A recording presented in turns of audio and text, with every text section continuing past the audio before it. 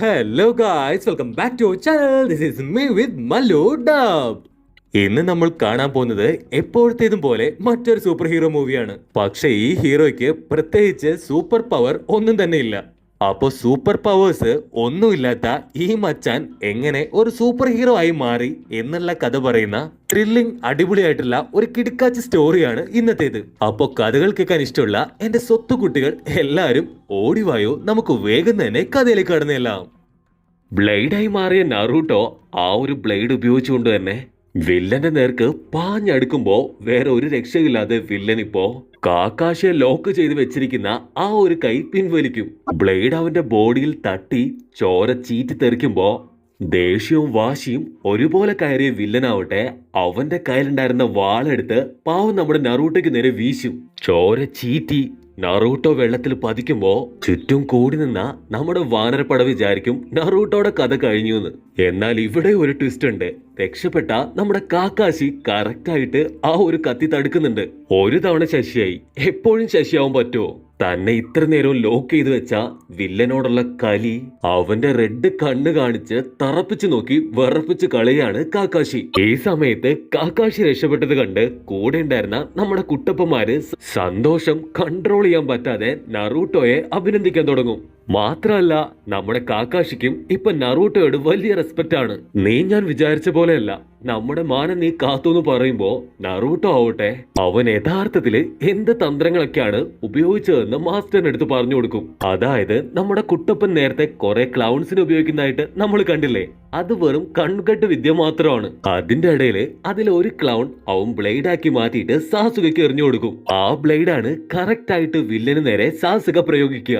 കത്തിയെ തൊട്ട് ഉടൻ തന്നെ സാസുകയ്ക്ക് അത് നറൂട്ടോ ആണെന്ന് മനസ്സിലായി. ഒരു കത്തി എറിഞ്ഞാല് തീർച്ചയായിട്ടും അവന്റെ രോമത്തിൽ പോലും കൊള്ളില്ല. അതുകൊണ്ടാണ് മറ്റൊരു കത്തി കൂടെ ചേർത്ത് വെച്ച് അവന് ഡബിൾ ആയിട്ട് നമ്മുടെ ചെക്കൻ അറ്റാക്ക് ചെയ്തത്. ഓ മൈ ഗോഡ്, നിങ്ങൾക്കൊക്കെ ഇത്രയും ബുദ്ധി ഉണ്ടായിരുന്നു എന്ന് കരുതി ടാസിനപ്പൂപ്പനാവട്ടെ അവരെ അഭിനന്ദിക്കുമ്പോ പെങ്കൊച്ചിന് വലുതായിട്ടൊന്നും കാര്യങ്ങൾ മനസ്സിലാവില്ല. എന്തായാലും ആൾക്കാർ രക്ഷപ്പെട്ടല്ലോ, നമ്മൾ സേഫ് ആണല്ലോ, അത് മതിയെന്നും പറഞ്ഞ് അവള് സമാധാനിച്ചിരിക്കും. പക്ഷെ കാക്കാശിയുടെ കയ്യില് കത്തി കൊണ്ടതുകൊണ്ട് തന്നെ ബ്ലഡ് നല്ല രീതിയിൽ ഔട്ട് ആവുന്നുണ്ട്. ഇനി ഒളിയുദ്ധം നടക്കില്ല, നേരിട്ടുള്ള യുദ്ധം മാത്രമേ നടക്കുള്ളൂ. അതിന് തയ്യാറായിട്ട് കാക്കാശി വില്ലന് നിൽക്കുമ്പോ നമ്മുടെ പിള്ളേരാവട്ടെ കുടിയനപ്പാപ്പൻ ടാസിനയ്ക്ക് ടൈറ്റ് സെക്യൂരിറ്റി നൽകും. കാക്കാസിയും അതുപോലെ തന്നെ വില്ലനും പതിയെ പതിയെ ബാക്കോട്ട് നിന്ന് അവരുടെ മുഴുവൻ പവർ ഉപയോഗിച്ച് വലിയൊരു യുദ്ധത്തിന് തയ്യാറെടുക്കുന്ന അതേ സമയത്ത് വില്ലൻ പുതിയൊരു ടെക്നിക്ക് പുറത്തെടുക്കാൻ ശ്രമിക്കും.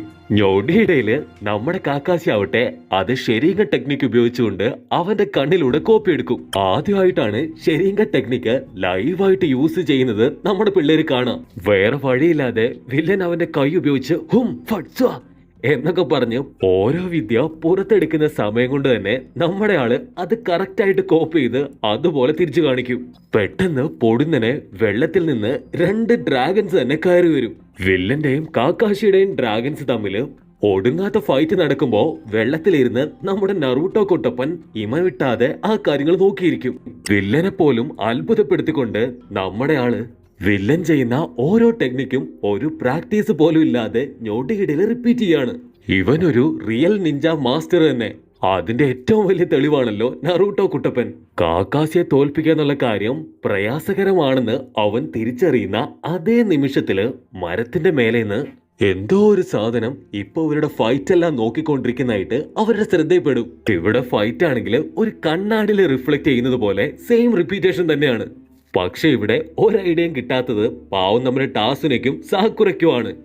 സമയം പോകുന്തോറും വില്ലന് മനസ്സിലാകും എന്തെങ്കിലും പുതിയതായിട്ട് ചെയ്താൽ മാത്രമേ കാക്കാസിയെ നശിപ്പിക്കാൻ പറ്റൂ. വില്ലൻ മെല്ലെ അവന്റെ കൈയൊന്നെടുത്ത് താഴേക്ക് മേലേക്ക് ആട്ടുമ്പോ അത് അതുപോലെ തന്നെ കാക്കാശി റിപ്പീറ്റ് ചെയ്യും. ഓ, ഇവൻ എനിക്കെട്ടെ ആപ്പ് വെക്കുകയാണോ എന്ന് കരുതിയിട്ട് നമ്മുടെ കാക്കാശി ഇപ്പോ അവൻ പറയുന്നത് പോലും അങ്ങനെ തന്നെ കോപ്പി അടിച്ച് മറുപടി ആയിട്ട് പറയാൻ തുടങ്ങും. ഇനി നോക്കിയിരുന്നിട്ട് കാര്യമില്ല, എന്തെങ്കിലും ചെയ്യണമെന്ന് പറഞ്ഞ് ദേഷ്യം മൂത്ത് നമ്മുടെ വില്ലൻ പച്ചത്തെറി 5 എണ്ണം കാക്കാശിയെ വിളിക്കും. എന്നിട്ട് സെക്കൻഡുകൾ കൊണ്ട് മറ്റു ചില കാര്യങ്ങൾ ചെയ്യുമ്പോ കാക്കാശി അതിലും സ്പീഡിൽ അത് റിപ്പീറ്റ് ചെയ്യും. വില്ലനെ പോലും അതിശയപ്പെടുത്തിക്കൊണ്ട് വില്ലന്റെ മറ്റൊരു ഡ്യൂപ്ലിക്കേറ്റ് ഇപ്പൊ കാക്കാശിയുടെ പുറകിലായിട്ട് വില്ലന് കാണാൻ സാധിക്കും. ഈ വിദ്യ അത് ഞാൻ ചെയ്തിട്ടില്ല, പിന്നെ എങ്ങനെ ഇത് സാധിച്ചു എന്ന് ആലോചിക്കുമ്പോ കാക്കാഷിയുടെ കണ്ണിലെ കറുത്ത ഗോളങ്ങള് അതിവേഗത്തില് തിരിയുന്നതായിട്ട് നമ്മുടെ വില്ലന് കാണാൻ സാധിക്കും. നോക്കുമ്പോ നദിയിൽ നിന്ന് വലിയൊരു തിര ഉയർന്നു വന്ന് വില്ലനെ അട്ടിച്ചു തെറിപ്പിച്ച് കരയിലേക്ക് കൊണ്ടുപോകാൻ ആരംഭിക്കും. വില്ലനോടൊപ്പം കരയ്ക്ക് കിടന്ന നമ്മുടെ മക്കളും പെട്ടുപോകുന്നുണ്ട്. വെള്ളത്തിൽ കിടന്ന നറൂട്ടോ ആവട്ടെ കറങ്ങി തിരിഞ്ഞ് മരത്തിന്റെ മുകളില് അവരെ ഒളിഞ്ഞു നോക്കിക്കൊണ്ടിരിക്കുന്ന ആ ഒരു ആശാന്റെ അടുത്തെത്തും. ഇനിയും നിന്നാല് സംഗതി പാളുന്നു മനസ്സിലാക്കിയ മരത്തിലെ കള്ളച്ചങ്ങായി അവിടുന്ന് മുങ്ങുമ്പോ വില്ലനാവട്ടെ ആ ഒരു വെള്ളത്തിൽ നിന്ന് രക്ഷപ്പെടാനായിട്ട് പഠിച്ച പണി 18 നോക്കും. ഒന്നനങ്ങാൻ പറ്റാതെ നേരെ ഒന്ന് നിവർന്ന് നിൽക്കാൻ പറ്റാതെ ടയേർഡായി ഒരു മരത്തിൽ സ്റ്റെക്കാവുന്ന നമ്മുടെ വില്ലന് നേരെ കാക്കാശിയുടെ ഒരുപാട് കത്തികൾ വന്ന് കൊണ്ട് അവന്റെ കയ്യിലും കാലിലും എല്ലാം തന്നെ തറച്ച് അവൻ അവിടെ ലോക്കാവും. കാക്കാശിയുടെ കലിപ്പ് കുറച്ചു നടങ്ങുമ്പോ വെള്ളം പതിയെ പതിയെ നദിയിലേക്ക് തിരികെ പോവും. പക്ഷെ വില്ലന്റെ ഇപ്പോഴത്തെ കൺഫ്യൂഷൻ താൻ ഈ ജിപ്സോ യൂസ് ചെയ്യുന്നതിന് മുൻപ് എങ്ങനെ കാക്കാശി ഇത് തിരിച്ചറിഞ്ഞു എന്നതാണ്. ടെൻഷനായിട്ട് വില്ലനാവട്ടെ നിനക്ക് ഫ്യൂച്ചർ കാണാൻ സാധിക്കുമോ ചോദിക്കുമ്പോ ഷുവർ, തീർച്ചയായും നിനക്ക് നിന്റെ മരണം കാണണോന്ന് ചോദിക്കുന്ന അതേ സമയത്ത് ദൂരെ നിന്ന് 2 കത്തി വന്ന് തറച്ചങ്ങട്ട് കയറി നമ്മുടെ വില്ലന്റെ കഥ അവിടെ തീരും. ഇതെങ്ങനെ സംഭവിച്ചെന്നറിയാതെ നമ്മുടെ പിള്ളേരും ഒപ്പം കാക്കാശിയും വാതോർന്ന് നിൽക്കുമ്പോഴാണ് യഥാർത്ഥത്തില് ആ കത്തി എറിഞ്ഞത് കാക്കാശിയല്ല, നമ്മൾ നേരത്തെ കണ്ട മരത്തിന്റെ പിന്നിൽ ഒളിച്ചു നിന്ന ആ ഒരു കുള്ളൻ മനുഷ്യനാണ്.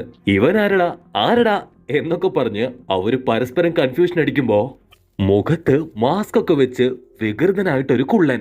ആ വില്ലൻ ചത്തോ എന്ന് ചെറിയൊരു സംശയം ഉണ്ടാവും. അത് ചെക്ക് ചെയ്തിട്ട് തന്നെ ബാക്കി കാര്യം എന്ന് പറഞ്ഞ് അവന്റെ പൾസ് ചെറുതായിട്ടൊന്ന് ചെക്ക് ചെയ്യുമ്പോ ആള് ശരിക്കും വടിയായിന്ന് കൺഫേം ആവും. മരക്കൊമ്പിലിരുന്ന അമ്മാവൻ അവരെ നോക്കിയിട്ട് താങ്ക്സ് കാക്കാഷി, ഞാൻ ഒരുപാടായി അവനെ കൊല്ലാൻ ശ്രമിക്കുന്നു. നീ അവനെ അടിച്ചു ചുരുട്ടിയതുകൊണ്ടാണ് എനിക്ക് എളുപ്പത്തില് അവനെ കൊല്ലാൻ സാധിച്ചത്. കാക്കാഷി അവന്റെ മുഖം ഒന്ന് സൂം ചെയ്ത് നോക്കി അവന്റെ മാസ്ക് കാണുമ്പോ തന്നെ കാക്കാഷിക്ക് മനസ്സിലാവും അതൊരു ട്രാക്കർ നിഞ്ചയാണെന്ന്. ഹിഡൻ വെസ്റ്റ് എന്ന് പറയുന്ന ഒരു ഗ്രാമത്തിൽ നിന്നാണ് അത് എത്തിയിട്ടുള്ളത്. പെങ്കൊച്ചിന് എല്ലാ കാര്യങ്ങളും പുതിയ അറിവാണ്. മാസ്റ്റർ ഒരു സർവ്വവിജ്ഞാന കോശമാണല്ലോ എന്ന് പറയുമ്പോ നറൂട്ടോ ആവട്ടെ മന്ദബുദ്ധി പിള്ളേരെ, ട്രാക്കർ നിഞ്ചാസ് എന്ന് വെച്ചാ നിങ്ങൾക്കറിയില്ലേ? എത്രയോ തവണ യൂണിവേഴ്സിറ്റിയിൽ ഈ കാര്യം നിങ്ങളെ പഠിപ്പിച്ചു തന്നിട്ടുണ്ട്. ഒരാളെ ഫോക്കസ് ചെയ്ത് അവരെ ട്രാക്ക് ചെയ്യുന്ന നിഞ്ചാസിനെയാണ് ട്രാക്കർ നിഞ്ച എന്ന് പറയാ. ചില ആളുകള് ജനിക്കുമ്പോ തന്നെ വില്ലന്മാരായിട്ടാണ് ജനിക്കുക. ഫോർ എക്സാമ്പിൾ, നമ്മൾ നേരത്തെ തല്ലിക്കൊന്ന സബൂസ. അതുപോലുള്ളവര് ഗ്രാമത്തിന് വെളിയിൽ വരുമ്പോ തന്നെ അവരുടെ അക്രമങ്ങള് സ്റ്റോപ്പ് ചെയ്യാനാണ് ഇത്തരത്തിലുള്ള ട്രാക്കർ നിഞ്ചാസിനെ ഉപയോഗിക്കുക. മാത്രമല്ല ഗ്രാമത്തിന്റെ രഹസ്യം അവൻ ലീക്ക് ചെയ്താല് ഓൺ ദ സ്പോട്ട് അവനെ കൊല്ലണം. അങ്ങനെ സബൂസയെ കൊല്ലാൻ വന്ന ട്രാക്കർ നിഞ്ചയാണ് ഈ മാസ്ക് മാൻ. കാക്കാഷി ആ മാസ്ക് മാന്റെ ഹൈറ്റും വെയിറ്റ് ഒക്കെ വെച്ച് കാൽക്കുലേറ്റ് ചെയ്യുമ്പോ നറൂട്ടോട് അത്ര ഉള്ള ഒരു ചെറിയ ആളാണെന്ന് മനസ്സിലാവും. ടാറ്റ ബൈ ബൈ ഒക്കെ പറഞ്ഞ് അവിടുന്ന് സ്ഥലം വിടാൻ നോക്കുമ്പോ നറൂട്ടോയ്ക്ക് ദേഷ്യം വന്ന് മരിച്ചു കിടക്കുന്ന വില്ലനെയും അതുപോലെ തന്നെ മാസ്ക് മാനെയും മാറി മാറി നോക്കി നീ എന്തിനാ ഞങ്ങളുടെ വില്ലനെ തല്ലിക്കൊന്നതെന്ന് മാസ്ക് മാന്റെ അടുത്ത് ചോദിക്കും. നറൂട്ടോ, ഒരിക്കലും അവനോട് ദേഷ്യപ്പെടരുത്, അവനും നമ്മുടെ ആളാണ്. അതൊക്കെ എനിക്കറിയാം. പക്ഷേ ഈ വില്ലനെയെങ്കിലും എനിക്ക് കൊല്ലണമെന്ന് ഞാൻ ഒരുപാട് ആഗ്രഹിച്ചതാണ്. അതെല്ലാം ഈ ചപ്രാച്ചി മൊട്ടത്തലേൻ തകർത്ത് കളഞ്ഞില്ലേന്ന് ചോദിച്ച് നമ്മുടെ നറൂട്ടോ കുട്ടപ്പൻ കരയുമ്പോ കാക്കാഷി നമ്മുടെ കുട്ടപ്പനെ സമാധാനിപ്പിക്കാൻ തുടങ്ങും. ലോകത്ത് നിന്നെക്കാൾ ചെറുതും എന്നെക്കാൾ വലുതുമായിട്ട് ഒരുപാട് പേരുണ്ട്. വിധി അതിനെ തടുക്കാൻ നിനക്കോ എനിക്കോ ഒരിക്കലും സാധിക്കില്ല. മരത്തിലിരുന്ന നമ്മുടെ മാസ്ക് മാൻ കറങ്ങിത്തിരിഞ്ഞ് വടിയായിട്ട് കിടക്കുന്ന നമ്മുടെ വില്ലന്റെ അടുത്ത് വന്ന് ഇനി എല്ലാ കാര്യങ്ങളും ഞാൻ നോക്കിക്കൊള്ളാം, നിങ്ങൾക്കിനി യാതൊരു ടെൻഷന്റെയും ആവശ്യമില്ല എന്ന് പറഞ്ഞ് ബോഡിയും തൂക്കി നൈസായിട്ട് അവിടുന്ന് മാഞ്ഞു പോകും. വില്ലനിലൂടെ ഗ്രാമത്തിലെ രഹസ്യങ്ങൾ ഒരിക്കലും ചോർന്നു പോവാതിരിക്കാനാണ് ഇപ്രകാരം ബോഡിയും തൂക്കി നമ്മുടെ മാസ്ക് മാൻ പോയത്. കാക്കാഷി അവന്റെ കണ്ണ് പൊത്തിപ്പിടിക്കുമ്പോ നറൂട്ടോയ്ക്ക് കലിപ്പ് കയറി താഴെ ആ എന്ന് പറഞ്ഞ് കൈയിട്ട് കുത്തിക്കൊണ്ടിരിക്കുകയാണ്. നറൂട്ടോ, നീ എന്തോരം കാര്യങ്ങള് ചെയ്യാൻ കിടക്കുന്നു. നീ ഒരു നിഞ്ചയാണ്. അതും പോരാഞ്ഞ് കഥാനായകൻ കൂടെയാണ്. നമ്മുടെ ലക്ഷ്യം തീർന്നിട്ടില്ല. നമ്മുടെ കുടിയൻ അമ്മാവനെ അദ്ദേഹത്തിന്റെ വീട്ടില് സേഫ് ആയിട്ട് എത്തിക്കണം. വീട്ടിലെത്താനുള്ള സന്തോഷം കൊണ്ട് അമ്മാവൻ തുള്ളിച്ചാടിയിട്ട് നിങ്ങൾക്ക് എല്ലാവർക്കും എന്റെ വീട്ടിൽ റെസ്റ്റ് എടുക്കാന്ന് പറയും.